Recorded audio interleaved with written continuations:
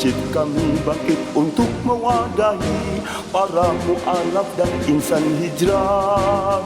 Beradab, berilmu, berakhlakul karimah, mengamalkan Al-Quran As-Sunnah. Dari masjid kami bangkit untuk mewadahi para mu'alaf dan insan hijrah. Semoga terjaga dalam amanah, tetap istiqomah untuk syiar dakwah. Bismillahirrahmanirrahim. Assalamualaikum warahmatullahi wabarakatuh. Waalaikumsalam warahmatullahi wabarakatuh. Asyhadu an la ilaha illallah wahdahu la syarika lah wa asyhadu anna Muhammadan rasulullah la nabiyya ba'dah. Rabbi sholli sadri wa yassir li amri wahlul 'uqdatam min lisani yafqahu qawli yafqahu qawli. Pak, Bu, apa kabar? Saya izin berdiri boleh? Boleh. Semangat banget nih. Ada yang puasa Syawal? Oh, Masya Allah, luar biasa sekali. Sebelumnya saya perkenalkan, nama saya Liana Yasmin dari Mu'alaf Center Yogyakarta. Sudah pada tahu belum Pak, Bu, Mu'alaf Center Yogyakarta? Kok belum, Pak Ngadiran? Langsung tak todong, langsung tak tanya. Ini nggak ada briefing Pak, nggak di briefing dulu ini.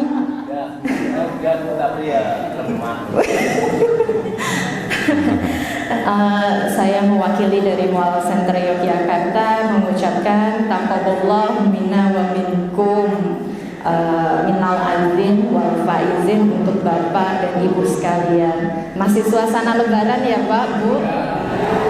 Opor masih nggak Bu? Masih.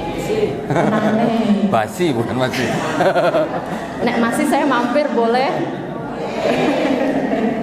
Insyaallah, alhamdulillah.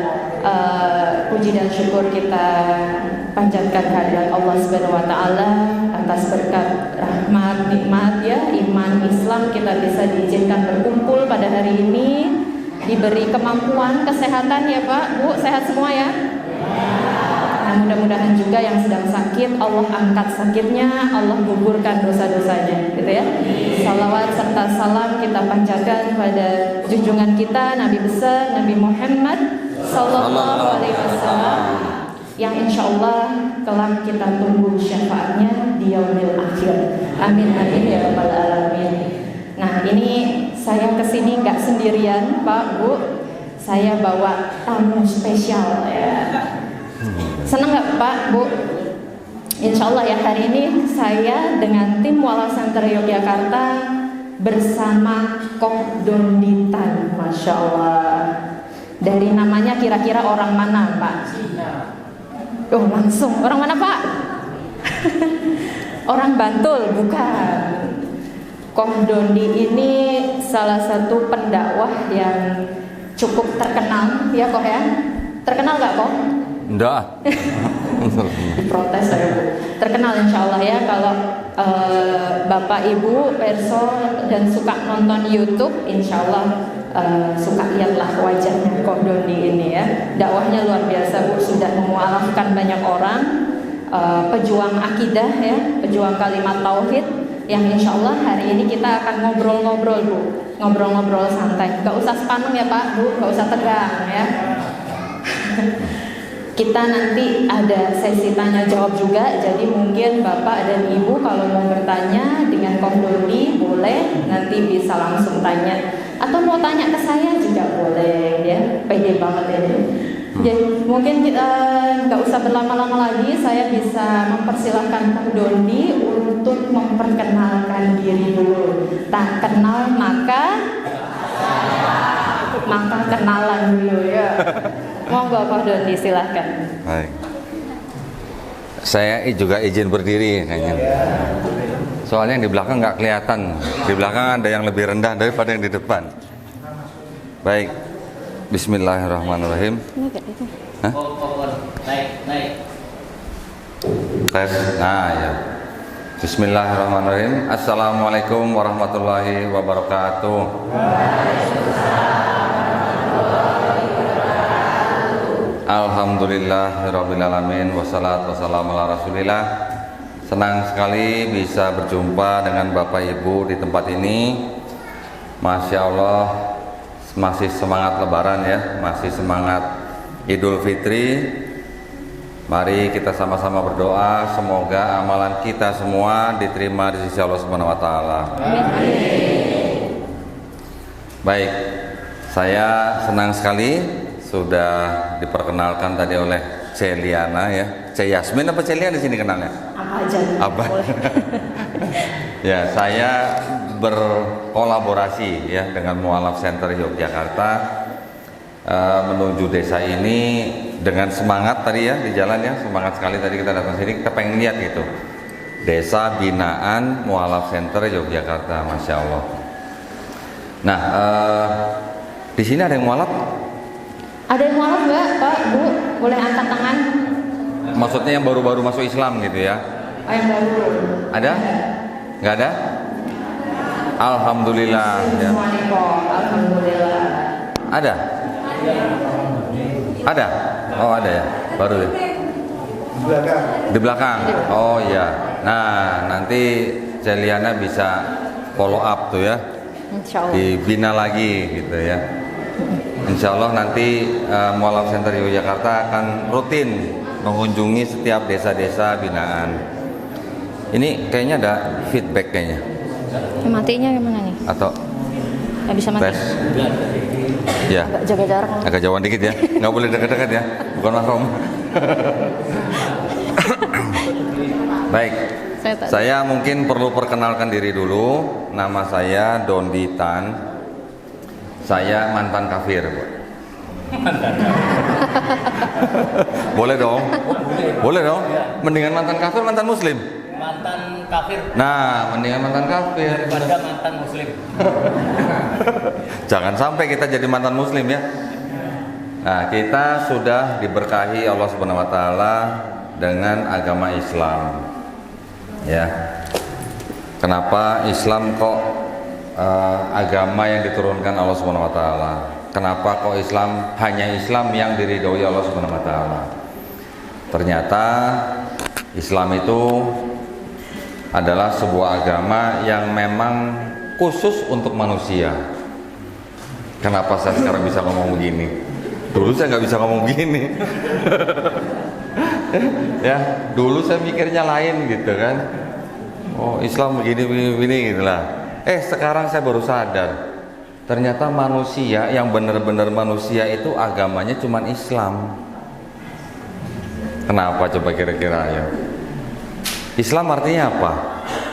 Selamat, damai, ya kan? Berserah diri ke siapa? Berserah diri kepada yang menciptakan kita, Allah Subhanahu wa taala. Selain itu apalagi? Patuh, taat, tunduk kepada apa? Tunduk kepada kehendak Allah Subhanahu wa taala, tunduk kepada hukum dan perintah dan ketetapan yang sudah diturunkan Allah Subhanahu wa taala. Jadi Islam simpel banget. Manusia ini ciptaan, dikasih jalan. Ini loh jalannya Islam. Islam itu apa? Islam itu jalan untuk selamat sampai kembali kepada yang menciptakan kita. Simpel kan ya? Sekarang saya melihatnya simpel banget. Dulu waktu saya ngelihat ribet banget. Sholat 5 kali, subuh masih gelap udah bangun, ya enggak? Betul kan? Tapi dilihat ribet-ribetnya kok, walaupun ribet tapi kok kelihatannya nikmat gitu ya. Nikmatnya apa? Saya pertama kali ngelihat orang muslim nikmat itu apa? Mau sholat tapi berwudu dulu gitu. Saya dulu terkesan dengan orang yang berwudu gitu. Orang mau ngadep Tuhannya, orang mau ngadep penciptanya, bebersih dulu gitu Pak. Kalau saya dulu mah enggak, junub juga langsung pergi gereja gitu. Istilahnya begitu gitu ya, nggak ada aturan gitu lah, pergi aja, berdoa aja gitu.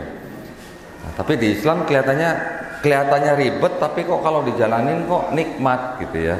Ada wudunya, ada sholatnya, ada sujudnya, kemudian ada puasanya. Dibela-belain tuh ya, puasa sebelum subuh, begitu subuh tank puasa sampai maghrib baru buka. Apa nggak ngelak gitu ya? Nggak.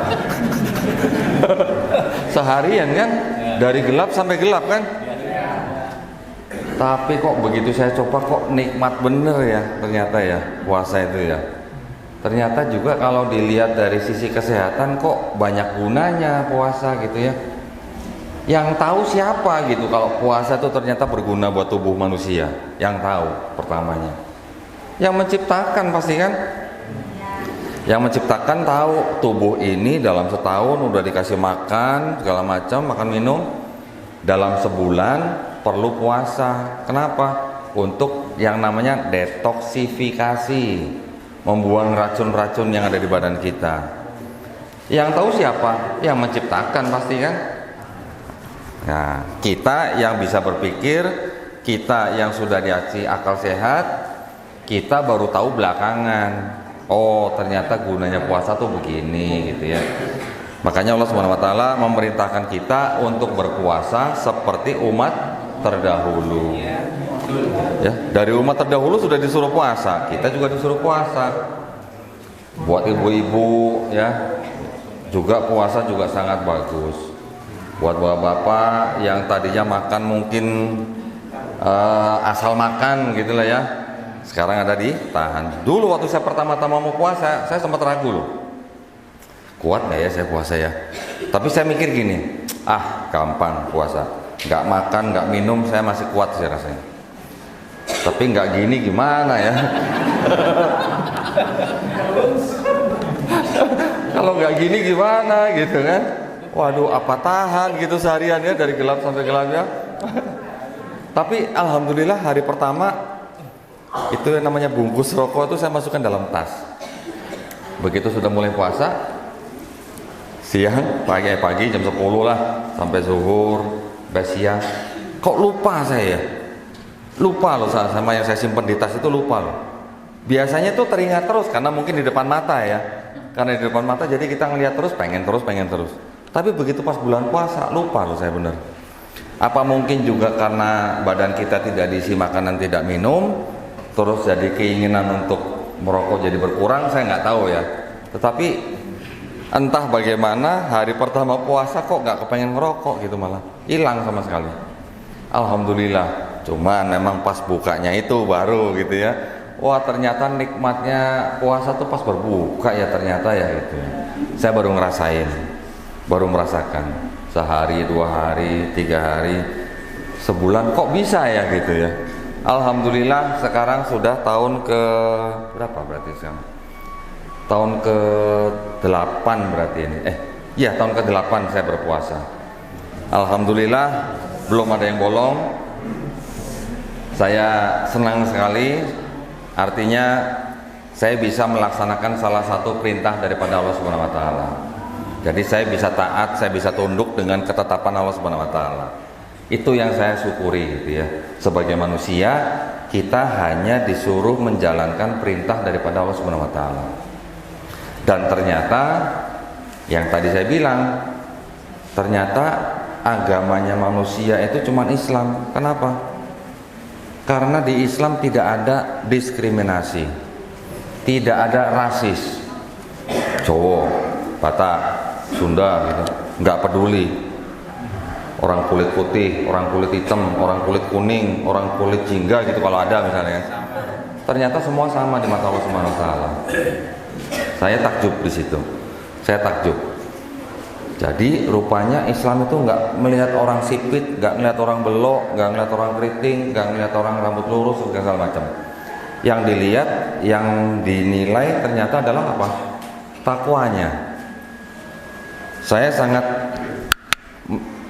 tersentuh hatinya pada waktu saya membaca ceramah terakhir daripada Nabi kita Nabi Muhammad SAW sebelum beliau wafat, yang mengatakan bahwa orang Arab tidak lebih tinggi daripada orang non Arab, orang kulit putih tidak lebih baik daripada orang kulit hitam, orang kulit hitam juga tidak lebih baik daripada orang kulit putih.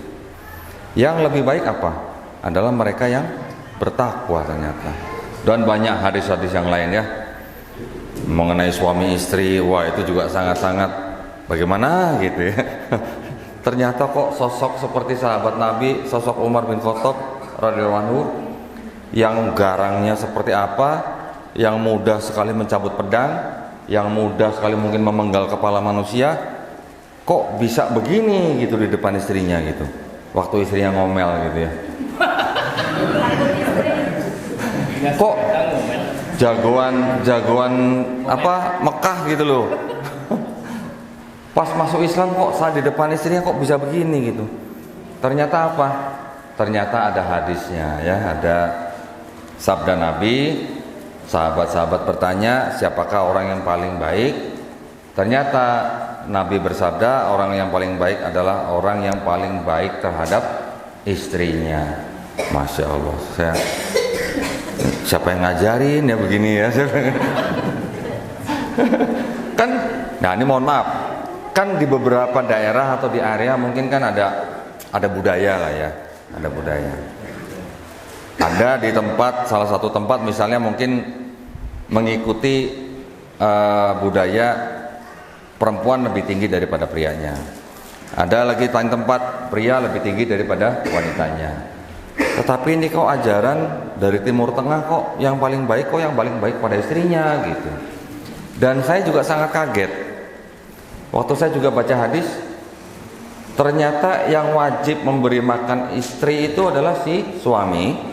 Dalam arti benar-benar ngasih makan gitu. Jadi kalau di Jawa kita tahu lah ya, yang menyediakan masak atau yang istilahnya menyediakan makan buat keluarga tuh semuanya adalah sosok istri gitu ya. Tapi kalau kita lihat di Timur Tengah, yang belanja ke pasar suaminya, yang masak di dapur suaminya, jadi istri itu benar-benar kayak ratu gitu. Saya pikir ini apa iya ajaran Timur Tengah begini gitu, kok malah suami yang memuliakan istri. Ternyata kalau kita lihat memang basicnya adalah hadis yang tadi, orang yang paling baik di mata Allah adalah orang yang paling baik terhadap istrinya. Tetapi bukan berarti istri nggak boleh masak buat suami ya Bu ya. Ibu-ibu yang sudah masak buat suami, ibu-ibu yang sudah cuciin baju suami, Masya Allah, itu dianggap sebagai apa? Dianggap sebagai sodakoh istri terhadap suaminya. Masya Allah. Jadi apapun yang dilakukan istri untuk suaminya, walaupun itu bukan kewajibannya, itu adalah sodakohnya istri terhadap suami. Nah, jadi saya pikir wah, Islam ini benar-benar agama untuk manusia gitu ya. Tadi sudah saya ceritakan sedikit pengalaman mengenai puasa dan segala macam. Tetapi sebelum saya berikrar 2 kalimat syahadat, saya harus pelajarin kitab sucinya dong gitu ya. Namanya agama pasti ada kitab suci dong, semua ya. Pasti ada kitab suci dong. Kitab sucinya ini bener gak gitu. Nah, kitab sucinya nih bener-bener kitab suci bukan gitu. Ternyata pada saat transisi itu kan memang saya dari kekristenan ya, dulu saya Kristen. Karena saya waktu itu sudah tertarik untuk masuk Islam, jadi rupanya saya pelajarin ulang kitab suci saya yang lama, agama saya yang lama. Kitab suci saya yang dulu saya pelajarin ulang. Dulu waktu sebelum saya tertarik ke Islam, saya melihat kitab suci saya yang gak ada masalah, baik-baik aja. Dosa saya sudah ditebus oleh Tuhan yang sudah turun menjadi manusia, namanya Yesus gitu. Saya mau ngapain aja nggak peduli, pokoknya dosa saya udah ditebus gitu. Emang barang jaminan atau apa gitu ditebus. Dulu nggak mikir gitu. Jadi ceritanya gini, jadi seolah-olah saya mau ngapain aja, saya nggak mikirin dosa gitu. Karena saya sudah mikir dosa saya sudah ditebus, sudah ada yang nanggung. Ya, jadi enak dong, mau ngapain aja dong. Rupanya setelah saya mengalami suatu titik di mana saya mau belajar tentang Islam, saya mundur sedikit, saya belajar lagi sedikit mengenai kitab saya yang dulu, mengenai agama saya yang dulu. Rupa-rupanya agama saya yang dulu itu ternyata sejarahnya tidak seperti yang saya bayangkan, gitu ya, tidak seperti yang saya bayangkan. Kalau kita melihat dari Islam, Nabi menerima wahyu usia 40 tahun, kemudian selama 22 tahun sekian bulan sekian hari, kemudian beliau wafat. Semua yang dia terima adalah wahyu, ya kan? Wahyu yang dia terima, dia bacakan di depan sahabat-sahabatnya. Sahabat-sahabat menulis, dicek dan recheck lafaznya betul atau salah. Salah dibetulkan, sudah betul baru boleh diberitakan kepada orang lain. Rupanya kalau yang di kekristenan itu tradisinya bukan tradisi lisan, tradisinya bukan tradisi hafalan, tapi tradisinya apa? Tradisi tulisan. Jadi yang menulis siapa? Nggak tahu. Ibu-ibu udah ketawa kayaknya bener tahu.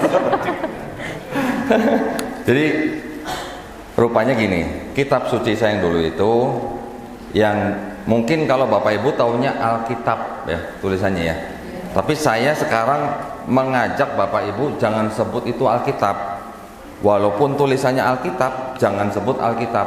Kenapa? Karena Al-Quran juga Alkitab. Betul Bapak-Bapak? Ibu-ibu betul? Al-Quranul Karim itu Alkitab atau bukan? Hah? Alkitab. Quran kita juga disebut Alkitab. Nah, makanya untuk menyebut kitab suci sebelah, RT sebelah maksudnya, walaupun tulisannya Alkitab, kita jangan sebutnya Alkitab, karena takutnya tercampur dengan sebutan untuk Al-Quran. Sebutnya apa dong kalau yang sebelah itu? Hah? Nggak tahu ya. Ada juga yang tulisannya Injil. Ada yang pernah baca? Ada yang pernah lihat? Ada kan? Pernah kan? Ada ya? Nah, ada juga kalau bahasa Inggrisnya Bible, tulisannya Bible gitu. Bacanya Bible. Bible itu dari kata biblos, bahasa Yunani. Biblos itu artinya kumpulan buku-buku. Ya, kumpulan buku-buku. Jadi saya sekarang menyebutnya, walaupun tulisannya Alkitab, walaupun tulisannya Injil, saya nyebutnya Bible aja. Bible. Paling jauh Holy Bible. Gitulah ya. Saya nggak berani sebut Injil, saya nggak berani sebut Alkitab. Nanti saya ceritakan kenapa. Nah, Bible itu ternyata setelah saya pelajarin ulang, itu ditulis oleh kira-kira 40 orang dalam jangka waktu 1500 tahun. Ya. 1500 tahun ditulis oleh kira-kira 40 orang dari bangsa yang berbeda, dari bahasa yang berbeda, dari budaya yang berbeda, dari tempat yang berbeda gitu. Ya. Rupanya di dalam Bible itu kan ada dua bagian nih. Saya cerita gini dikit nggak apa-apa ya buat Bapak Ibu supaya tahu isinya mereka tuh apa sih. Jadi nanti kalau misalnya, ini misalnya naudzubillah min dzalik. Misalnya ada yang ngajakin ibu ngobrol misalnya, Bu mau baca ini nggak Bu? Gitu, ini ada berita keselamatan. Ibu-ibu udah tahu nanti dalamnya apa gitu kira-kira ya. Betul nggak Pak? Pernah dengar begitu? Berita apa Pak? Berita keselamatan atau kabar baik. Bilangnya begitu kan? Nah ini saya kasih tahu isinya apa supaya nanti kalau Bapak Ibu dengar atau lihat nggak kaget ya. Di dalam Bible itu ada dua bagian yang utama. Yang pertama namanya Perjanjian Lama. Perjanjian. Siapa yang bikin janji? Perjanjian siapa dan siapa gitu ya. Kenapa disebut perjanjian? Karena itu adalah dianggap sebagai perjanjian daripada Allah Subhanahu wa taala dengan Bani Israel. Ya, dengan Bani Israel. Disebut perjanjian lama. Setelah perjanjian lama ada perjanjian baru. Ya. Perjanjian lama ini sebenarnya bukan punya Kristen, sebenarnya bukan punya Kristen. Tapi punya siapa? Punya Bani Israel. Atau kalau kita sekarang menganggap atau mengetahui agama Yahudi gitulah. Ya, agama Yahudi, kitabnya itu disebut sebagai, kalau kita orang awam taunya Taurat itulah. Ya, di Quran kita juga mendengar ada baca Taurat. Ada Taurat, ada Zabur, ada Injil, ya kan? Betul? Orang Yahudi kitabnya adalah kitab Taurat. Ditambah dengan kitab-kitab yang lain, ada kitab Nabi, ada kitab tulisan-tulisan, menjadi namanya Tanakh. T-A-N-A-K-H. Ya, Tanakh, singkatan dari Taurat, Nevi'im, Ketuvim. Taurat itu tadi yang bagian cerita dari mulai Nabi Adam sampai Nabi Musa. Kemudian ada kitab yang disebut dengan kitab Nevi'im. Nevi'im, Nevi, Nabi, Nabi, Nevi. Jadi kitab Nabi-Nabi, gitu ya. Ada Nabi Yosua bin Nun, ada Nabi Yeskiel, Yeremia, Yesaya, Hagai, Habakuk, dan sebagainya. Kemudian juga ada kitab tulisan-tulisan yang disebut dengan Ketuvim. Ketuvim itu adalah kitab tulisan-tulisan dari orang-orang bijak atau nabi atau raja. Contoh misalnya tulisan Nabi Daud alaihissalam, misalnya contoh tulisan Nabi Sulaiman atau Salomo. Nah, satu kitab itu terdiri dari 3 itu tadi, itu dijadikan menjadi kitabnya orang Kristen yang namanya Perjanjian Lama. Yang kitabnya orang Yahudi masih ada nggak? Masih. Masih dipakai nggak? Masih. Bahasanya apa? Bahasa Ibrani ternyata.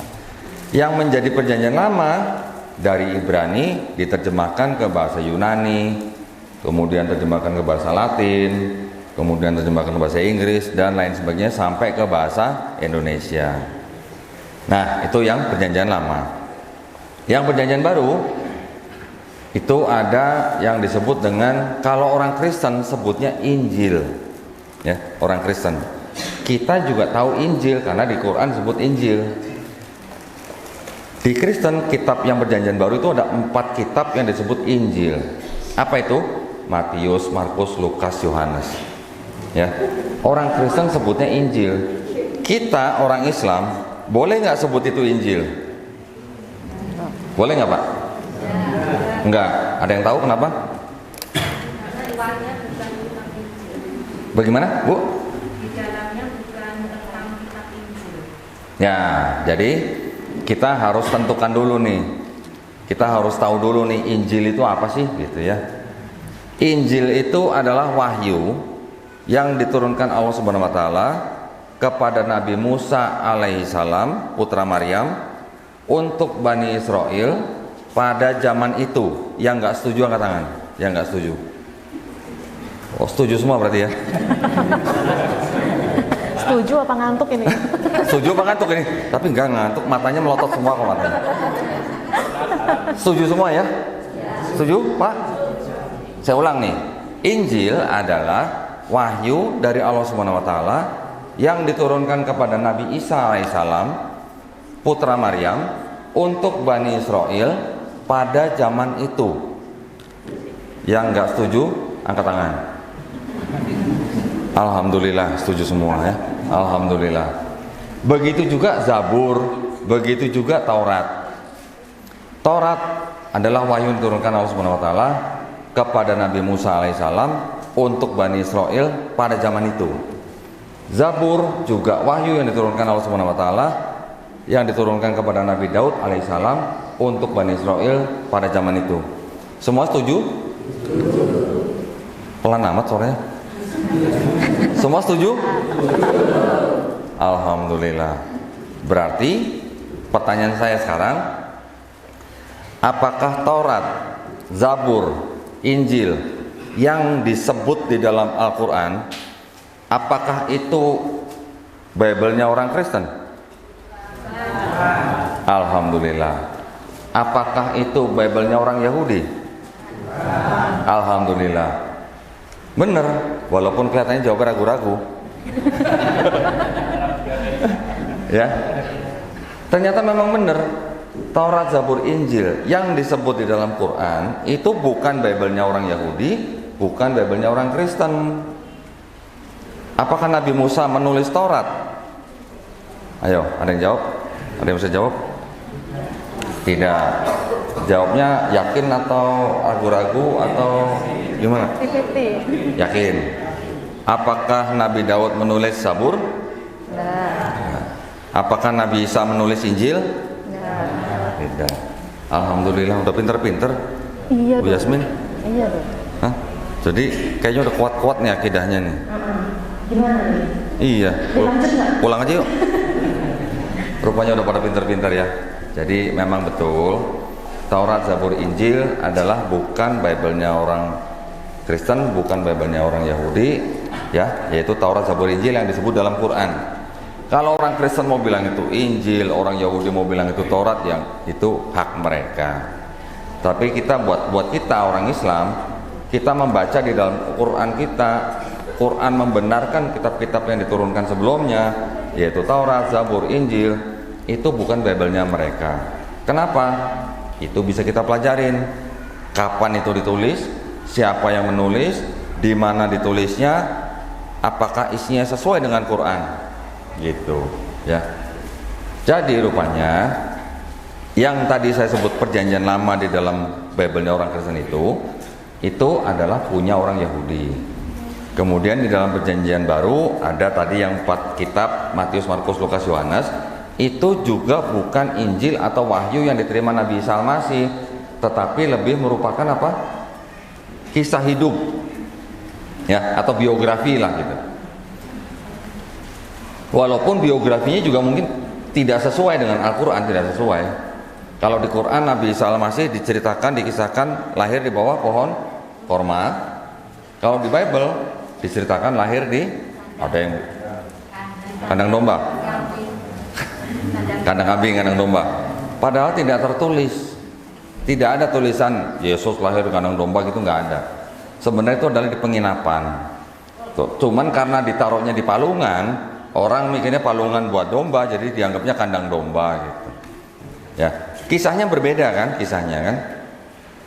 Kemudian di Bible juga dikisahkan Yesus atau Nabi Isa Al-Masih ini dibunuh dan disalib. Al-Quran membantah. Nabi Isa Al-Masih tidak dibunuh dan tidak disalib. Beda dong? Kisahnya beda kan? Orangnya sama nggak? Hah? Sama. Orangnya sama, cuman namanya berbeda, ya kan? Orang Kristen menyebutnya Yesus, kita Muslim menyebutnya Isa. Isa bahasa apa tuh? Isa bahasa apa? Bahasa Arab. Bahasa Aramaiknya Iso. Bahasa Ibraninya Yesua atau Yasua. Bahasa Yunaninya Isos, ya. Bahasa Inggrisnya Jesus. Nanti di channel lagi ada lagi bahasa Yesu gitu. Jadi memang bahasa itu paralel gitu ya. Di daerah sini mungkin disebutnya Iso dengan bahasa Aramaik. Orang Arab mengetahuinya dengan bahasa Arab Isa. Nanti orang Yunani Isos, karena belakangnya kan kalau Yunani kan us gitu lah ya. Jadi kalau orangnya namanya Tiko jadi tikus gitu kalau mungkin ya, nggak tahu mungkin ya. Di bahasa Inggris jadi Jesus, di bahasa Indonesia jadi Yesus. Orangnya sama, tapi kisahnya yang berbeda, perspektifnya yang berbeda, ya. Pandangannya yang berbeda. Pandangan di dalam Islam, pandangan dari Quran untuk Nabi Isa Al-Masih berbeda dengan pandangannya orang Kristen atau pandangan Bible terhadap Yesus Kristus. Tetapi sosoknya sama, ya. Nah, jadi tadi saya di awal kan cerita, saya mau ngapain aja nggak mikir karena saya merasa dosanya udah ada yang nebus gitu. Ternyata di perjanjian lama yang tadi saya sebutkan itu tidak ada ceritanya Tuhan bisa jadi turun jadi manusia, tidak ada ceritanya dosa manusia bisa ditebus oleh orang lain, tidak ada ceritanya seorang anak bisa menanggung kesalahan bapaknya, juga tidak ada ceritanya seorang bapak bisa menanggung dosa anaknya. Yang berdosa itu yang mati, yang bertobat yang selamat di perjanjian lama, ya. Perjanjian Lama itu kan menceritakan tentang Nabi Musa alaihissalam, dari mulai Nabi Adam alaihissalam, Nabi Nuh, Nabi Abraham, damai beserta mereka semua ya, sampai kepada nabi-nabi kecil. Semua pesannya itu sama. Pesannya itu sama di dalam bahasa mereka nih ya, bahasa Ibrani ya. Ada yang disebut dengan Shema Israel, Adonai Elohenu, Adonai Ehad. Kok ada yang mirip ya? Ehad, Ahad. Ehad, Ahad. Sama. Ya, Esa gitu. Jadi Adonai Elohenu, Adonai Ehad. Tuhan Allah kita, Tuhan itu Esa gitu. Sama dengan La ilaha illallah. Qul huwallahu ahad. Ada kesamaan. Ya. Jadi kalau memang ada kesamaan begitu, berarti itu bisa kita anggap sebagai apa? Sisa-sisa firman Tuhan yang diturunkan kepada Nabi Musa alaihissalam. Di dalam perjanjian baru juga masih ada sisa-sisa seperti itu. Karena ada ceritanya Yesus Kristus mengulang perkataan Nabi Musa ya, yang di Ulangan 6 ayat 4 diulang di Markus 12 ayat 29, Shema Israel, Adonai Elohenu, Adonai Ehad. Pesannya sebenarnya sama dengan Islam. Berarti apa jangan-jangan Bani Israel Muslim? Kok pesannya sama gitu? Jangan-jangan Bani Israel Muslim. Bani Israel kira-kira agamanya apa Pak? Bani Israel. Pasti pada ragu jawabnya. Apa Pak? Kristen? Hah? Apa Pak? Secara akidah ya, bukan secara syariat. Secara akidah Bani Israel itu Muslim. Kita tahu nggak Muslim artinya kan tadi apa? Orang yang berislam. Orang yang berislam artinya orang yang berserah diri. Orang yang berserah diri artinya orang berserah diri kepada siapa? Kepada Nabi atau kepada penciptanya? Kepada penciptanya, ya kan? Jadi Bani Israel dipimpin oleh Nabi Musa dan nabi-nabi yang lain dengan pesan yang sama, semuanya mengajarkan untuk berserah diri kepada Allah Subhanahu wa taala. Berarti secara akidah boleh nggak saya sebut mereka Muslim? Boleh. Lah memang di Quran juga diceritakan juga mereka jangan mati kecuali dalam keadaan Muslim. Betul kan? Muslim secara akidah. Tetapi kan syariatnya memang belum sama dengan syariat yang dibawa oleh Nabi Muhammad SAW.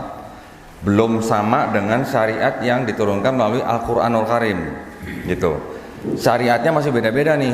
Syariatnya Nabi Musa alaihissalam dengan Taurat, syariatnya Nabi Daud alaihissalam dengan Zabur, syariatnya Nabi Isa alaihissalam dengan Injil. Walaupun Isa sendiri juga sebenarnya masih mengikuti syariat Taurat dari Nabi Musa alaihissalam. Syariatnya aja yang berbeda-beda, caranya masih berbeda-beda. Mungkin Nabi Sulaiman dia sholatnya hanya berdiri misalnya. Mungkin, tetapi sudah ada beberapa yang sudah kita tahu sama gitu. Karena di Bible pun diceritakan Nabi Musa dan umatnya berwudu, membasuh diri sebelum masuk ke dalam kemah perjanjian. Membasuh kan berarti sama dengan berwudu kan? Udah ada wudu gitu zaman Nabi Musa. Di Bible juga diceritain. Ini kalau di Quran dan Sunnah udah nggak usah diragukan lagi gitu. Nabi Isa sendiri atau Yesus di dalam Bible diceritakan doanya gimana? Sujud ternyata doanya. Sekarang umat beragama apa yang sholatnya sujud, doanya sujud? Kita umat Islam doanya sujud. Sebelum sholat wudu, ya kan? Yesus juga diceritakan matinya dikafanin. Umat beragama apa yang mati dikafanin? Islam. Nah sebelah diapain?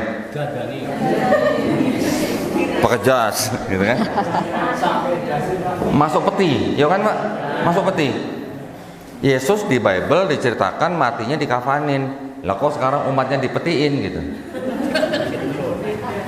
Beda kan? Beda ya. Tapi nggak apa-apa, itu kan hak mereka. Kita nggak boleh ngutak-atik. kepercayaan orang lain loh Pak ya. Ya Bu ya, kita nggak boleh ngutang-atik ya. Jangan diledek loh Bu nanti Bu. Nggak apa-apa, itu adalah kepercayaan mereka.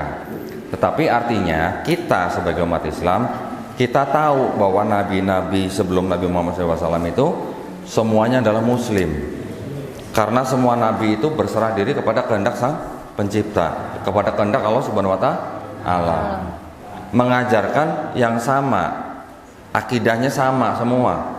Allah Ahad, Adonai Eloheinu, Adonai Ehad, sama ya.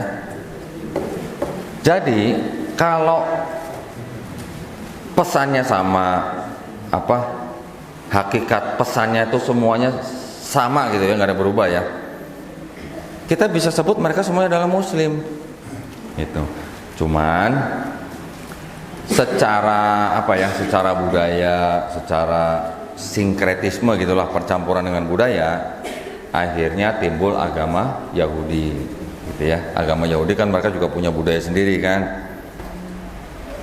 Namun kalau kita boleh katakan sebenarnya secara akidah mereka adalah Muslim, cuman tidak menerima kenabian daripada Nabi Muhammad SAW, karena Nabi Muhammad SAW tidak berasal dari Bani Israel. Namun walaupun begitu juga banyak orang-orang dari Bani Israel yang menerima Nabi pada saat Nabi masih hidup. Bahkan zaman sekarang pun masih ada orang Yahudi yang masuk Islam, masih ada ya, masih ada. Jangan dikira nggak ada, masih ada. Walaupun mereka tidak melihat Nabi, masih ada. Tenang aja Pak. Jadi namanya hidayah itu milik bos kita gitu ya. Kita nggak boleh ngatur, kita nggak bisa ngatur gitu. Siapapun yang Allah kehendaki untuk menerima hidayah, mau itu orang Yahudi, mau itu orang Cina, mau itu orang Rusia, apa saja, tidak ada yang mustahil buat Allah Subhanahu wa Ta'ala. Nah, jadi tadi saya menceritakan sedikit mengenai kepercayaan saya yang lama. Tujuannya apa saya menceritakan ini? Supaya Bapak Ibu bisa belajar dari pengalaman saya, supaya Bapak Ibu juga bisa membentengi akidah keluarga Bapak Ibu sendiri, terutama buat anak-anak Ibu nih, buat anak-anak Bapak nih ya. Yang paling penting dijaga adalah akidah kita, supaya jangan sampai akidah kita nih gampang bocor alus gitulah. Ya. Karena gini, karena untuk merusak sebuah akidah itu mudah sekali. Nggak perlu pakai Bible, nggak perlu pakai Quran. Dengan apa? Macam-macam. Dengan urusan perut bisa, dengan urusan keluarga bisa, macam-macam lah. Dengan persahabatan bisa. Itu bisa menarik atau meruntuhkan akidah seseorang. Ya. Tempo hari kemarin malam saya bertemu dengan seorang mantan misionaris. Beliau cerita bagaimana dulu dia memurtadkan orang Islam. Enggak dibukain Bible, enggak Pak. Enggak dibukain Quran juga enggak. Dengan berteman, teman baik, susah dibantu. Ya, punya utang dilunasin. Seneng nggak Pak? Seneng nggak Pak? Siapa yang nggak seneng utang dilunasin ya? Habis dilunasin utang lagi gitu. Dengan cara-cara seperti itu, orang dibuat berhutang budi. Nah, kalau Bapak utang uang, selama Bapak bayar, selesai, ya kan? Tapi kalau utang budi, Bapak bayarnya harus dengan budi loh. Nggak boleh dengan Umar loh. Bayarnya dengan budi lagi. Kalau sudah utang budi, susah kita ya untuk menghilangkan itu susah. Kita harus berutang budi juga. Harus membalas dengan budi juga gitu. Nggak boleh dengan ibu budi gitu. Ya. Kalau Bapak Ibu sudah utang budi kepada mereka, terus Bapak Ibu diajak ikut cara mereka, ngikut akidah mereka, gampang nggak menolaknya Pak? Susah dong. Contoh nih Pak ya, ini contoh ya. Saya juga dulu pernah, walaupun saya nggak ke lapangan, tapi saya menjadi salah seorang ya donatur kecil-kecilan lah gitu. Kalau mereka mau bangun gereja yang cukup besar, itu mereka harus mendekati desa-desa di sekelilingnya dulu dong, untuk mendapatkan izin segala macam dong, gitu kan? Itu nggak main-main, Pak. Dulu saya pernah di satu daerah di Jawa Barat, untuk bangun gereja yang cukup besar, kita harus mendekati 3 desa. Ya, 3 desa tuh kita bangunin air bersih, kita bangunin sekolah, kita bangunin puskesmas, gratis, Pak. Kita kasih lapangan pekerjaan, ada bangunan, kerja dong, kerjaan dikasih, sekolah gratis, ke puskesmas gratis, air bersih gratis. Habis itu ujung-ujungnya gerejanya udah jadi, ayo dong ikut gereja dong. Gimana nolaknya? Nolaknya gimana, Bu? Bisa nolak nggak? Sulit lah ya, mungkin bisa tapi sulit lah, nggak enak hati gitu lah ya, karena udah berutang budi. Ibu punya utang dilunasin, gimana, Bu? Diajak gereja mau nggak, Bu? Mau katanya. Ada kan? Ada yang begitu tuh, ada, nyata gitu. Nah, apakah yang kita yakini selama ini dengan akidah kita, ya, dengan iman kita, apakah cuman segitu doang nilainya? Apa cuman bisa digadaikan juga dengan utang yang dilunasi, dibangunin rumah, dikasih kerjaan, dikasih sekolah misalnya? Apa cuman segitu doang iman kita? Banyak yang jual iman dengan harga segitu, banyak yang menggadaikan iman dengan nilai segitu tuh banyak. Tetapi saya mengajak Bapak Ibu, mari kita berpikirlah, hidup ini sebentar apa lama sih, Pak? Sebentar. Berapa banyak orang hidup 100 tahun umurnya? Gak banyak ya, Pak ya? 70 tahun rasanya udah dapat banyak bonus ya. Bonusnya udah banyak itu kayaknya 70 tahun ya. Nah, 60 tuh ya. Jadi hidup ini kan cuma sebentar. Nah, kalau kita bisa nahan nafsu kita bisa nahan keinginan kita supaya enak di dunia, kita bisa nahan sebentar aja, selamatnya selamanya gitu. Kalau kita bisa nahan iman kita sebentar aja selama kita hidup di dunia ini, hadiahnya bukan sehari 2 hari, bukan setahun 2 tahun, hadiahnya selamanya gitu. Jadi anggap saja dunia ini buat kita nih penjara gitulah ya, penjara buat orang-orang beriman. Penjara kan bukan berarti kita mati kan, kita masih bisa hidup kan, cuman kita nggak dibatasin lah, mau ngapain dibatasin gitu lah. Kalau kita nggak dibatasin, jangan harap kita memperoleh sesuatu yang lebih tinggi gitu. Sholat misalnya, masih ada nggak sih orang Islam yang sholatnya bolong-bolong atau nggak mau sholat gitu? Saya ngeliatnya ke sana aja deh ya. Masih ada nggak ya? Mudah-mudahan sini nggak ada ya. Mudah-mudahan sini nggak ada ya. Mudah-mudahan nggak ada. Insya Allah nggak ada. Karena apa? Tadi saya nanya kan hidup cuma sebentar. Berarti sholat sebentar apa lama? Sebentar. Sholat cuma masuk waktu hidup doang kan. Nanti kalau udah mati kan nggak sholat. Ya Bu ya? Ibu-ibu ketawa. Nah, jadi buat apa kita menggadaikan sesuatu yang sebenarnya kita sudah tahu hadiahnya tuh bukan sebentar, hadiahnya selamanya. Kalau kita menggadaikan iman kita untuk sesuatu yang sementara, rugi kita. Rugi bandar namanya itu, kalau begitu ya. Nah, jadi saya tidak akan berpanjang-panjang di sini. Saya hanya ingin membagikan pengalaman saya ini kepada Bapak Ibu supaya apa? Supaya Bapak Ibu semua akidahnya terjaga, ya, terbentengi. Juga untuk anak-anak kita semua juga bisa dijaga. Kita jaga gitu ya. Karena Bapak Ibu di sini kan bertetangganya kan bukan istilahnya muslim semua nih. Ada tetangga-tetangga kita juga yang berlainan keyakinan dengan kita. Apakah kita nggak boleh berteman sama mereka? Boleh. Apakah kita nggak boleh menerima makanan dari mereka yang halal?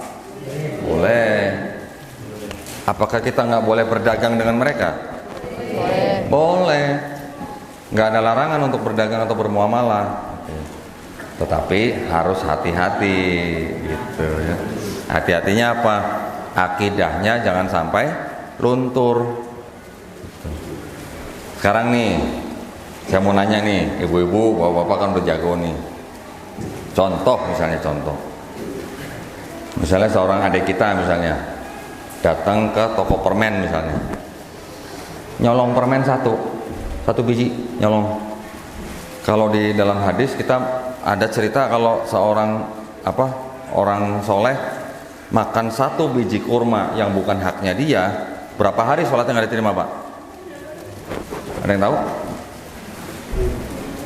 40 hari sholatnya nggak diterima gara-gara dia makan satu biji kurma yang bukan haknya dia. Nah, ini ceritanya misalnya adik kita nih ke toko permen, nyolong permen satu misalnya. Dia makan nih permennya nih. Habis itu dia ngaku dosa sama yang punya toko. Cek atau cim misalnya gitu. Tadi saya nyolong permen satu gitu. Saya salah, saya dosa gitu. Saya tadi nyolong satu, saya makan. Saya mau minta ampun ya gitu. Mau minta maaf gitu ya. Tiba-tiba yang punya toko bilang begini, gua ampunin lu kalau lu bunuh anak gua. Nah lo, ini ceritanya orang Jakarta nih, cerita orang Betawi nih ngomong. Saya ngampunin kamu nyolong permen saya, asalkan kamu bunuh anak saya. Masuk akal nggak? Hah? Bingung? Masuk akal nggak Bu kira-kira Bu? Itu gambaran akidahnya saudara kita yang itu begitu. Gambarannya begitu. Jadi dianggapnya manusia sudah berdosa, manusia tidak bisa menyelamatkan dirinya sendiri, ya, tidak bisa terlepas dari dosa.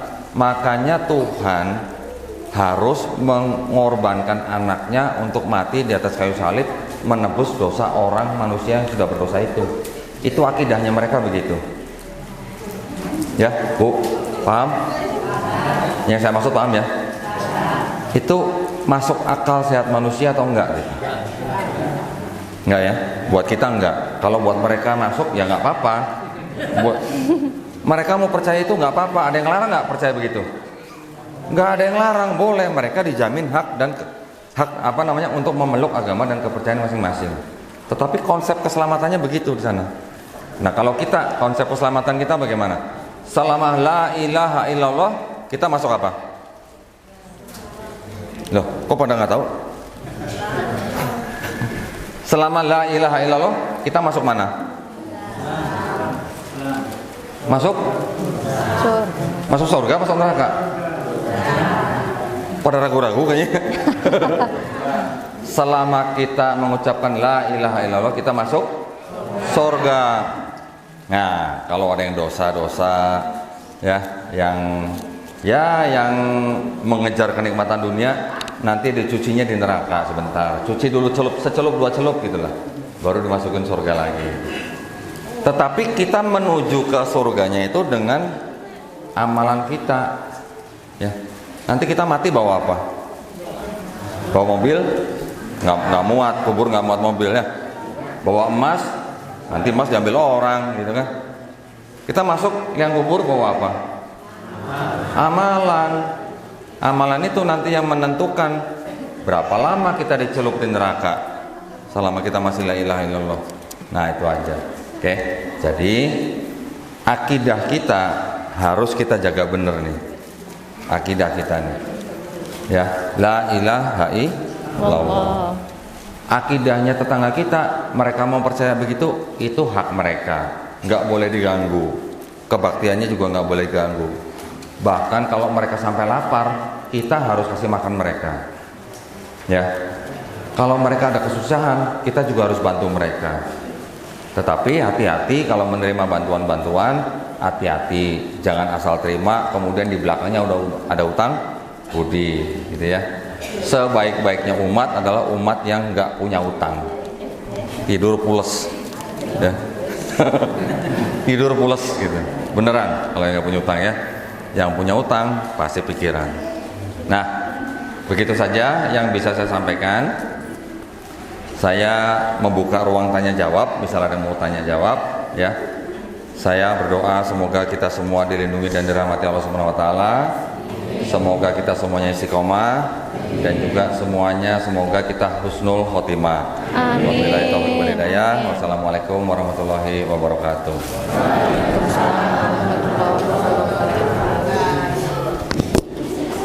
Dan matur nuwun, terima kasih sekali pada Kordon Ditan yang sudah sharing ilmunya sedikit-sedikit tadi ya.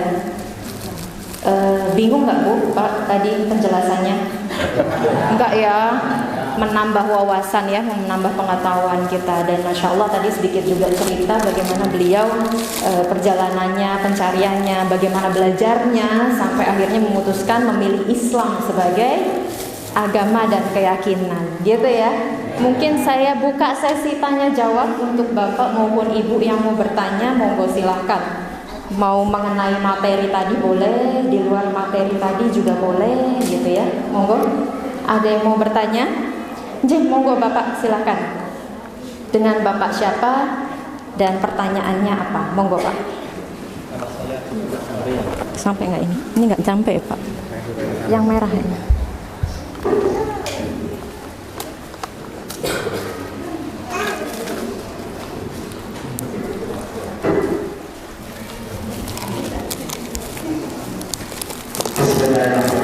Assalamualaikum warahmatullahi wabarakatuh. Waalaikumsalam. Waalaikumsalam warahmatullahi wabarakatuh. Lanjut akan ditanyakan langsung pada pertanyaan Bapak yang tadi telah menguraikan tentang dirinya masuk Islam. Saya mau tanyakan apakah saya ngantuk atau tidak atau perbenarannya belum jelas. Jadi Bapak dari mana dan Bapak atau Bapak itu sudah punya istri atau Oke. Saya kira menjadi perasaan kita jamaah sudah mendengar jelas-jelas kok nanti kalau pulang siapa yang bertanya dari mana kan itu yang saya tanyakan. Yang kedua begini, Bapak mula-mula masuk Islam itu apakah terketuk dari hati Bapak sendiri ataukah diajak orang lain ataukah ibu yang mengajak? Saya ingin tahu itu. Kalau pertanyaan saya ini menusuk pada Bapak, saya mohon maaf karena banyak orang yang di sini ada yang mengalah itu. Kalau saya tanya itu gimana kok kamu nikah dengan orang bisa kamu kan dari agama Nasrani kok kamu sudah sungguh kepada mereka ataukah kamu merasa itu? Saya sering tanya itu. Maka dari itu perlu saya tanya kepada Bapak mula-mulanya. Sekian pertanyaan dari saya. Mohon maaf. Assalamualaikum warahmatullahi wabarakatuh. Ini pertanyaannya nih Menusuk. atau enggak dan minta sedikit backgroundnya tadi ya kok ya. Nih Ya. punya istri atau enggak, Ya. anaknya berapa gitu ya. Mungkin bisa ini ibu-ibu mungkin pernah gitu ya mau nanya. Ya. Isok oleh mantu mungkin ya Bu ya. Mungkin mau Monggo kok. Ya, baik. Terima kasih Pak pertanyaannya. Saya sebelum masuk Islam itu sudah punya istri. Anak saya 3, laki-laki semua, sudah cukup dewasa. Pada waktu saya mempelajari ulang kitab saya dan akhirnya saya menemukan bukti ya Pak ya, bukti fisik bahwa kitab suci saya yang lama itu ternyata saya bisa sebut sebagai kitab yang tidak suci. Saya mau nanya Bapak dikit ya. Kita punya Al-Quran Pak. Di dalam Al-Quran ada teks bahasa Arab, ada terjemahan. Mungkin juga ada catatannya Pak. Ya Pak ya, ada catatannya. Misalnya ya Pak ya. Ada catatan seperti ini misalnya. Ayat atau surat Al-Fatihah ayat kedua misalnya nih Pak ya. Itu ternyata tidak asli. Misalnya Pak, bagaimana perasaan Bapak? Hah? Pasti bingung lah, pasti bingung, pengen cari tahu maksudnya apa, tidak asli gitu kan. Yang dulu saya ketemukan di kitab suci saya yang lama tuh begitu Pak. Jadi ada ayat di kitab ini pasal sekian, ayat sekian, ini ternyata tidak asli katanya. Saya cari tahu dong Pak, mosok ayat kok bisa nggak asli gitu kan, nggak asli kan palsu kan berarti kan. Saya cari tahu buktinya, saya pelajarin ulang, oh ternyata sejarahnya begini, dulu naskah yang ditemukan begini, terus ada yang menambahkan kapan sekian, yang menambahkan siapa, tujuannya apa, politiknya bagaimana. Jadi setelah saya bisa membuktikan hal itu, saya baru bisa bilang, oh ternyata kitab saya ini berarti tidak 100% suci gitu. Karena ada campur tangan manusia gitu ya Pak ya. Nah setelah saya memantapkan diri saya untuk masuk Islam, saya belajar dulu dong Pak Qurannya. Qurannya saya pelajarin dulu. Di dalam Quran ternyata saya menemukan banyak ayat-ayat yang berhubungan dengan ilmu pengetahuan zaman sekarang Pak ya.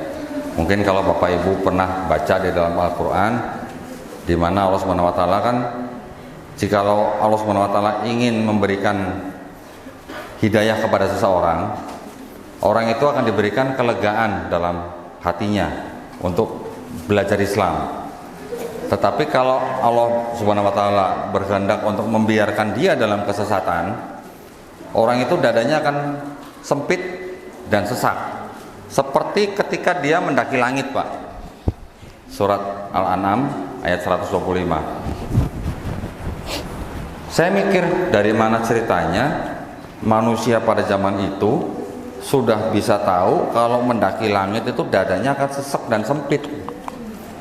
Kita sekarang tahu oksigen itu makin ketinggi makin tipis kan, makin atas makin tipis. Kita naik gunung sekian ribu kaki, makin tinggi juga makin tipis oksigennya, kita akan makin kesulitan bernapas, gitu kan? Hal itu baru diketahui kira-kira kan baru abad ke-17.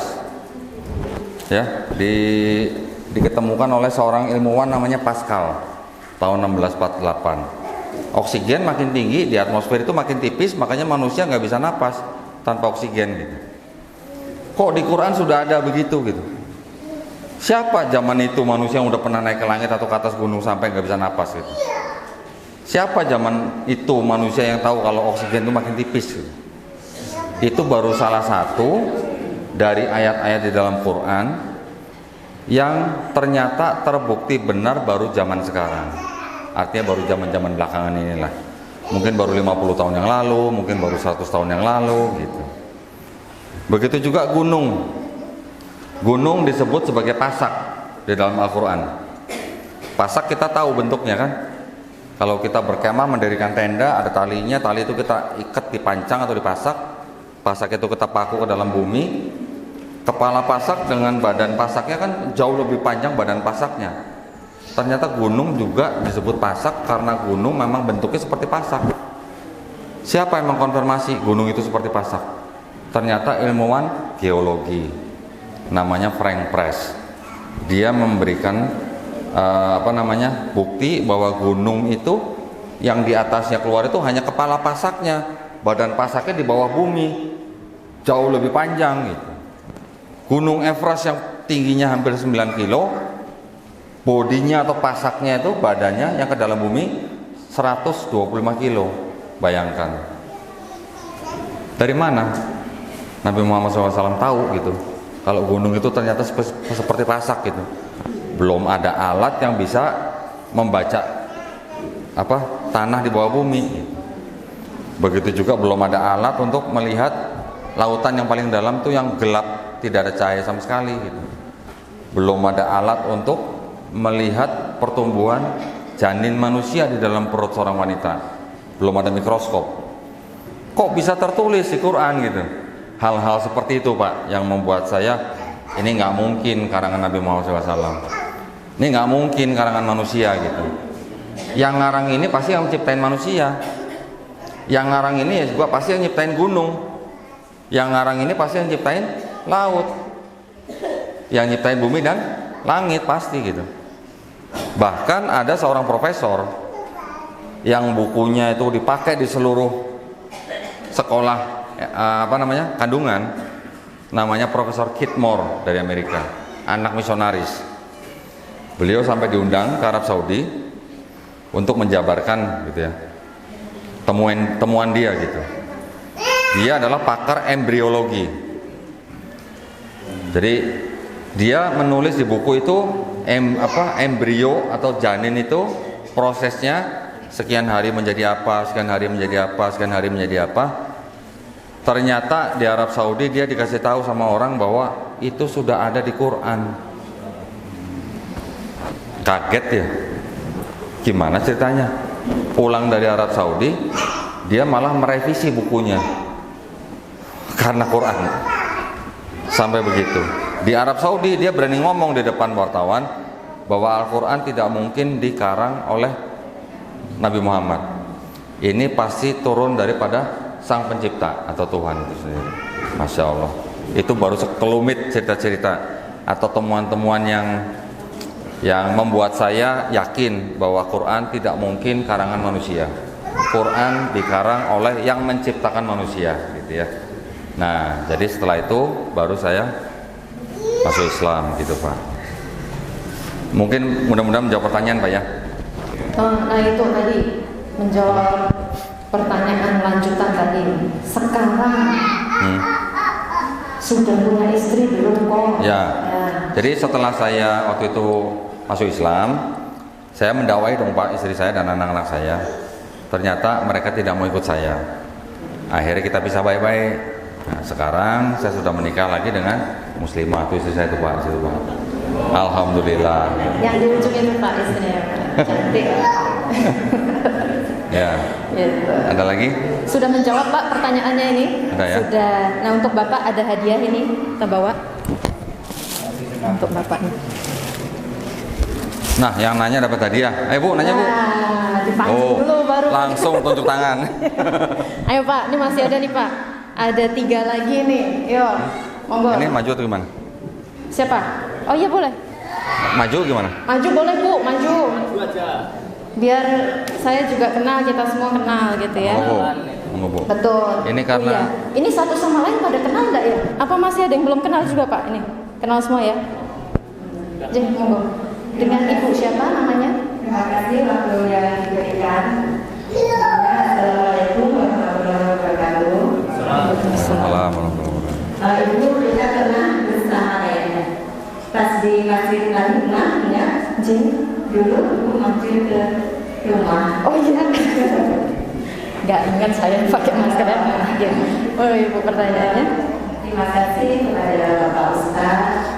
Terima kasih sekali atas pencerahannya dan sangat menambah keimanan kita sekali ya Bapak Ibu. Di sini pertanyaan saya yang pertama itu mungkin tadi sudah ditanyakan sama Bapak ini yaitu bagaimana Bapak ini tersentuhnya untuk jadi mualaf masuk Islam gitu kan. Kebanyakan dari mualaf yang ceramah itu karena dia mendengar suara azan gitu ya, terus mendengar suara takbir walaupun itu bukan malam Idul Fitri, walaupun bukan malam Idul Adha, tapi dia itu mendengar takbir gitu.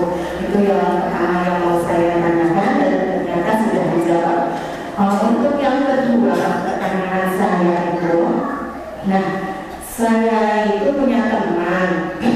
Dia itu non, yang laki-lakinya itu non, kemudian yang perempuannya itu muslim. Dia itu menikahnya itu secara non begitu Pak. Nah setelah menikah, mereka itu ternyata yang perempuannya itu mengikuti melanjutkan muslimnya begitu Pak. Nah kalau di ajaran kita itu saya pernah tanya kepada Ustaz itu ternyata yang muslimnya yang perempuannya itu dianggap zina seumur hidup begitu karena terus kalau yang nonnya yang laki-lakinya itu bagaimana Pak itu ajarannya. Nah, mungkin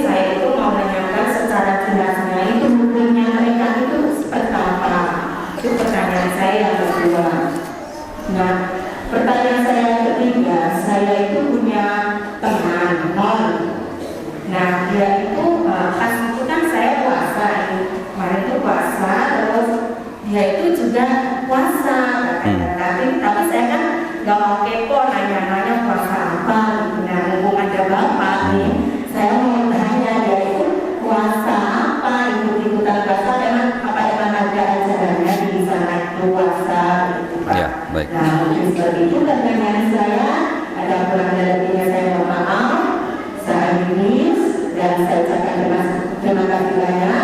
Assalamualaikum warahmatullahi wabarakatuh. Waalaikumsalam. Waalaikumsalam warahmatullahi wabarakatuh. Karena ini adanya celana dan kaos untuk laki-laki, ibu dapat dari saya aja. Monggo ibu, ini buat jajan bakso. Oh, jajan bakso. Terima kasih Baik, Bu, monggo, Bu, silakan, pertanyaannya, Bu. monggo Oke, silakan. Ini kayaknya habis ini makin banyak yang nanya ini. Saya habis ini juga mau nanya. Saya habis ini mau nanya juga. Biar Bisa dapat dijawab kaos. Pertanyaannya tadi ada 3 ya tadi. Ya, alhamdulillah. Terima kasih tadi Ibu pertanyaannya. Yang pertama kan tadi sudah saya jawab ya, bahwa saya memutuskan untuk memeluk Islam itu karena saya baru yakin agama saya yang dulu kitab sucinya tidak suci, kemudian Quran tidak mungkin karangan manusia. Ya. Yang kedua mengenai pernikahan beda agama, ya Bu ya. Untuk Islam sudah jelas itu tidak boleh, ya kan? Bahkan ada juga pihak-pihak yang pihak Islam padahal malah yang malah membantu orang Islam untuk nikah beda agama. Ada kan Pak? Ada yang pernah lihat kasusnya di Semarang? Ada yang begitu. Nah, itu dari kalangan liberal tapi ya kalau nggak salah ya. Yang jelas di dalam Islam tidak boleh nikah beda agama. Kalau mereka menggunakan istilah ahli kitab atau ahlu kitab, Kristen yang sekarang ya atau Kristen yang dulu itu sebenarnya kalau boleh dibilang itu mereka bukan ahlu kitab. Ya, jadi tidak boleh di dalam Islam itu menikah beda agama, beda iman tidak boleh, sama sekali tidak boleh. Kemudian ibu tadi bertanya, bagaimana dengan orang Kristen itu? Apakah di ajarannya boleh gitu ya? Sebenarnya juga tidak boleh Bu. Nah, mau Katolik juga tidak boleh, mau Protestan juga tidak boleh. Kalau kita tahu di dalam Quran kan kita ada tafsir ya. Ya, di dalam Quran kan ada tafsir. Di dalam Bible juga sebenarnya ada tafsir. Nah, kalau mau tahu tafsirnya nanti saya bisa bacakan. Tetapi secara umum dan secara khusus sebenarnya mereka juga tidak boleh menikah beda agama. Bahkan bukan hanya menikah, berteman saja nggak boleh, bermitra bisnis nggak boleh, bekerja sama dalam satu ikatan tertentu juga nggak boleh, apalagi menikah. Dalam ajaran mereka pun nggak boleh sebenarnya. Ya, cuman kenapa bisa terjadi? Karena itu ada pengecualian oleh gereja. Ya, gerejanya yang memberikan pengecualian. Pengecualiannya dengan syarat. Syaratnya apa? Syarat dan ketentuan berlaku gitu. Syarat dan ketentuannya itu dari gereja. Kalau yang di Katolik itu ada yang disebut dengan apa ya, sebentar, saya takut salah, daripada salah saya bukain aja catatan saya ya, sebentar ya.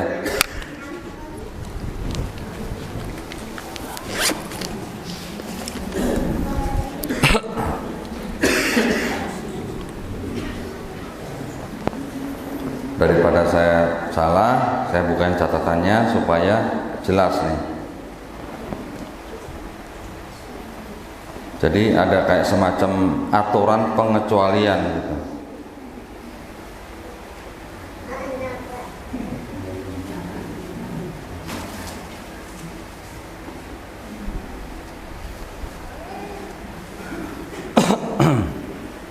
Kalau di Katolik itu ada yang namanya kanon nomor 1086 ya Bu ya.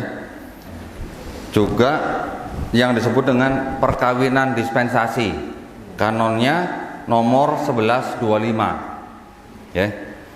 Itu ada semacam surat pernyataan yang harus diisi oleh orang Katolik itu ya. Misalnya yang wanita Katolik, wanitanya itu harus bertanda tangan di surat pernyataan itu yang menyatakan bahwa yang Katolik tetap harus Katolik, nggak boleh keluar dari Katolik.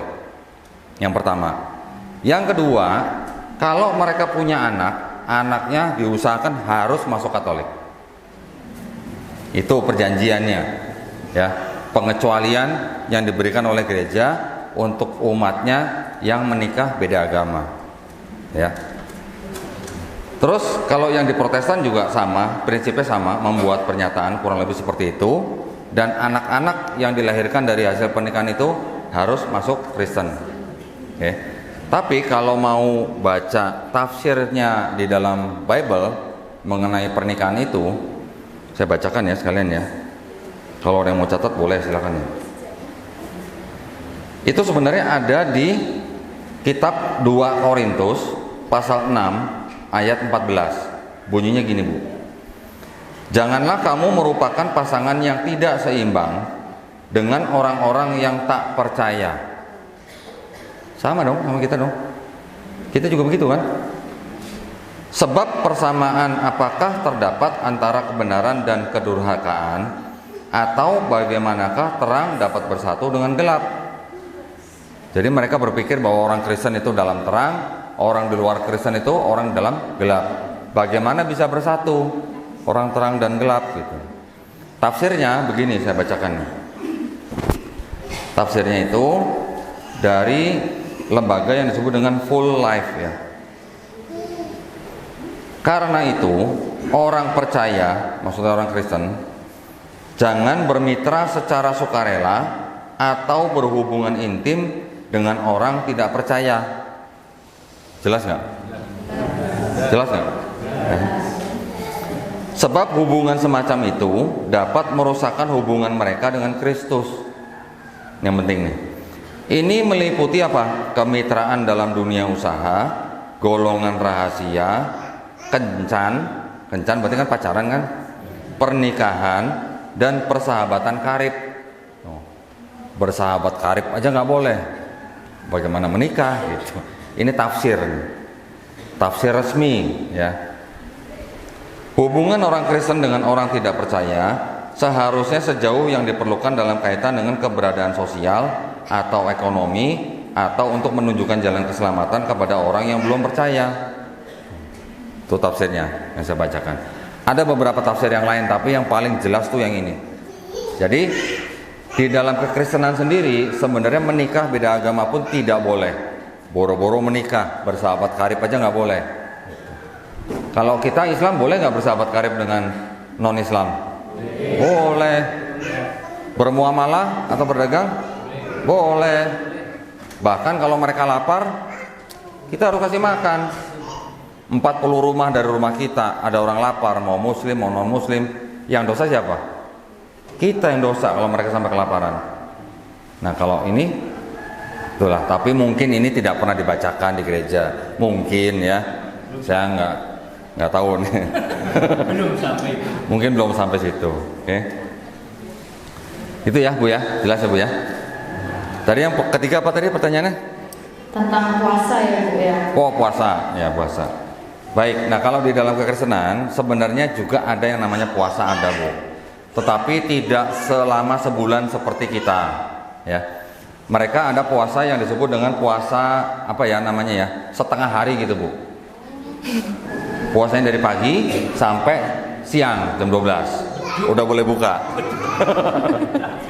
Dan itu pun gak setiap hari.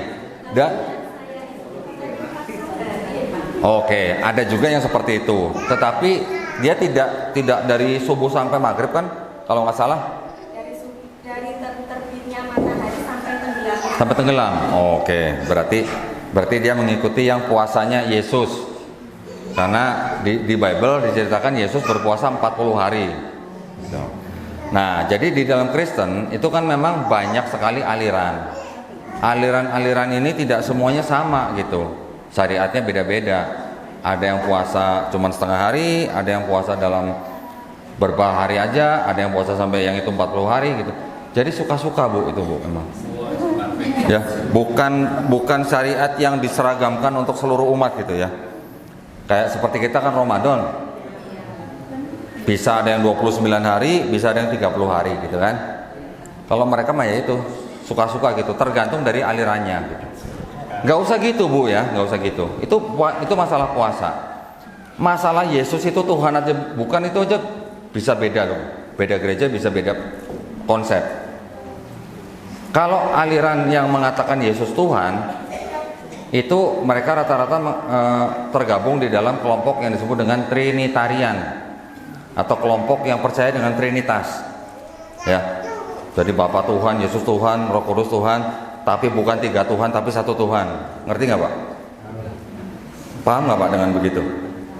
Yesus Tuhan, Bapa Tuhan, Roh Kudus Tuhan, tapi bukan 3 Tuhan, tapi 1 Tuhan. Ngerti nggak Pak? Gitu ya, Bu ya. Oke. Apalagi yang puasa, kalau puasa mah pasti banyak perbedaan. Yang Yesus Tuhan atau bukan aja tuh masih berbeda gitu. Belum kelar gitu Bu, kalau orang Betawi bilang. Belum selesai gitu. Nanti ada Trinitarian, ada Unitarian, ada Oneness, ada lagi nanti. Kalau yang Oneness tidak percaya Yesus itu Tuhan. Yesus itu tetap manusia dan utusan.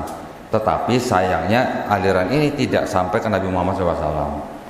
Kalau yang Oneness, dia percayanya Tuhan itu ya Yesus, Yesus itu ya Tuhan gitu. Agak sedikit berbeda dengan Trinitarian. Ya, mudah-mudahan menjawab pertanyaan Bu ya. Terima kasih. Baik, terima kasih Pak Duli untuk pertanyaan dari jamaah kedua tadi ya. Untuk selanjutnya mungkin dari bapak-bapak ada yang mau ditanyakan lagi. Saya masih ada 3 hadiah. Pak, nanya Pak, baju Pak. Enggak. Apa kita yang nanya ini? Boleh? Pinjam, monggo Bapak. Terima kasih Pak yang diberikan pada kami. Assalamualaikum warahmatullahi wabarakatuh. Waalaikumsalam warahmatullahi wabarakatuh. Langsung saja yang kami pertanyakan masalah muamalah. Muamalah itu mestinya agama selain Islam masuk Islam. Tapi yang disebut muamalah itu saya mohon nanti dijelaskan untuk memaham. Muamalah itu waktu menjadi Islam cuma membaca kalimat syahadat, cuma waktu nikah umpama. Selanjutnya tidak mempelajari Islam, tidak sholat, tidak puasa. Terus itu kami mohon yang dimaksud muamalah itu apakah orang masuk Islam terus mempelajari Islam, apakah itu ya cuma 1 kali membaca kalimat syahadat itu ya bukan termasuk muamalah. Terima kasih pertanyaan saya. Assalamualaikum warahmatullahi wabarakatuh. Waalaikumsalam warahmatullahi wabarakatuh. Ya, sebenarnya mau celana apa kaos? ini ada perbedaan pendapat ini ya. Mana? Ini. Mualaf sendiri itu kan artinya kan orang yang dilembutkan hatinya untuk masuk Islam. Jadi setelah dia bersyahadat harusnya dia bukan mualaf lagi. Setelah bersyahadat dia disebut sebagai muslim. Bukan mualaf lagi, tapi mukalaf gitu. Artinya manusia yang sudah mempunyai beban kewajiban untuk menjalankan Islam. Bukan mualaf tapi mukalaf. Itu pendapat yang pertama, Pak. Tetapi ada juga hadis yang menceritakan bahwa sahabat Umar bin Khattab radhiyallahu anhu itu menegur salah seorang yang masuk Islam. Kurang lebih sudah 2 tahun dia masuk Islam, tetapi dia masih menerima uang zakat gitu, Pak. Itu ditegur gitu. Nah, makanya pendapat itu dipakai oleh sebagian kalangan mualaf center untuk menganggap orang yang sudah bersyahadat masuk Islam baru tuh kita masih sebut mualaf. Bahkan orang yang sudah masuk Islam bertahun-tahun meninggal, masuk liang kubur, masih disebut mualaf. Itu juga ada yang begitu, Pak. Ya, jadi memang ya tidak bisa kita pungkiri ya, orang yang masuk Islam di Indonesia masih dianggap sebagai mualaf. Biasanya sampai kapanpun masih melekat gitu ya sebutan mualafnya. Karena juga mualaf adalah salah satu pihak dari 8 asnaf yang berhak menerima zakat kan, Pak, gitu ya. Maka itu beberapa mualaf center kita membuat semacam kayak aturan gitu. Yang sudah 2 tahun tidak menerima zakat lagi, dan juga jangan sebut mualaf gitu. Supaya jangan juga orang tersebut memanfaatkan sebutan mualafnya untuk mencari keuntungan pribadi.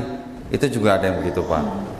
Bahkan ada orang yang bersyahadat sampai 7 kali hanya untuk supaya bisa menikah di sana di beberapa tempat gitu. Itu kan juga merugikan Islam sendiri kalau begitu ya. Kira-kira gitu Pak jawabannya Pak. Ya. Oke. Ada lagi? Sudah menjawab pertanyaannya tadi ya Pak ya? Sudah jelas.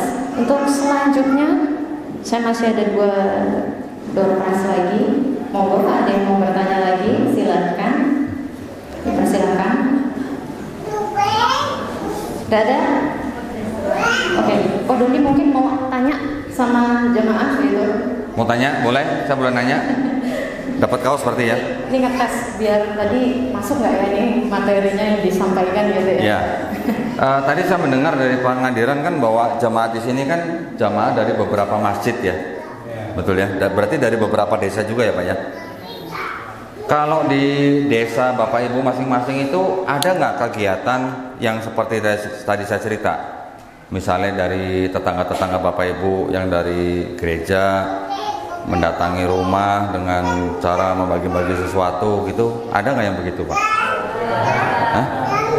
Tidak ada ya? Alhamdulillah. Terus ada nggak dari pihak mereka yang mungkin mengajak dialog, terus mengajarkan sesuatu yang di luar daripada Islam gitu?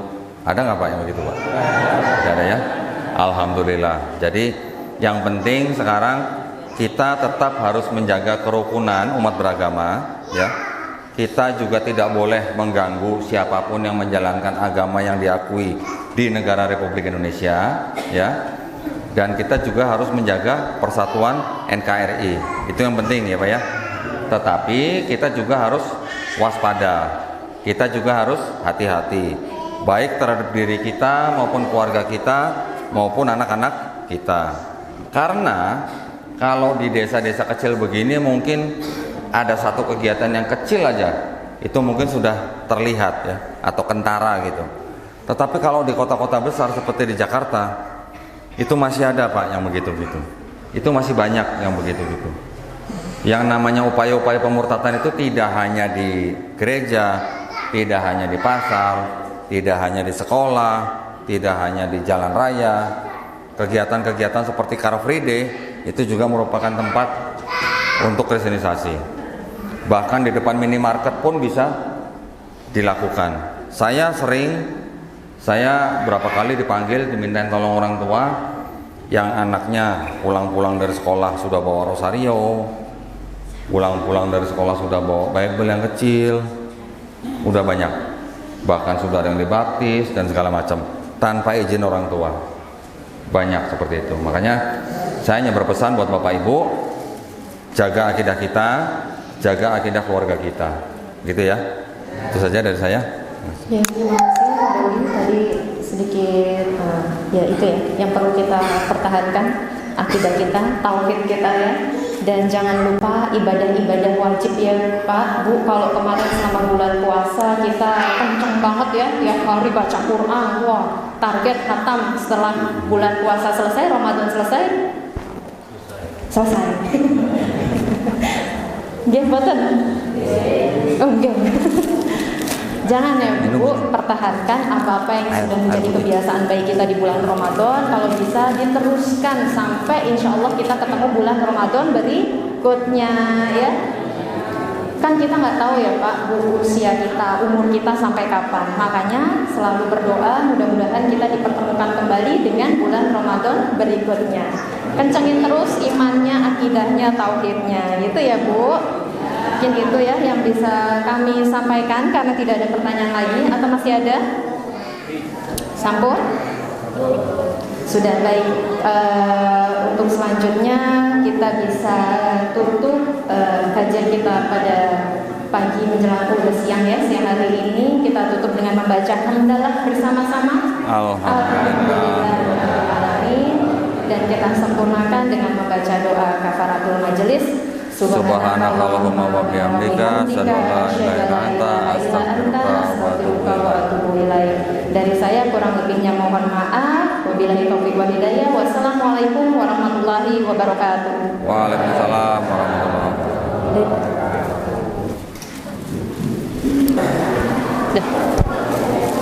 Alhamdulillahirrahmanirrahim. Hari ini agenda kita di Tepus Gunung Kidul di Desa Binaan dari Mualaf Center Yogyakarta sudah selesai. Acara berjalan lancar dan hari ini kita ditemani oleh Koh Dondi sebagai pembicara, pemateri, dan Masya Allah tadi jamaahnya cukup banyak, luar biasa. Ada dari beberapa desa ya, satu dusun Tepus Gunung Kidul.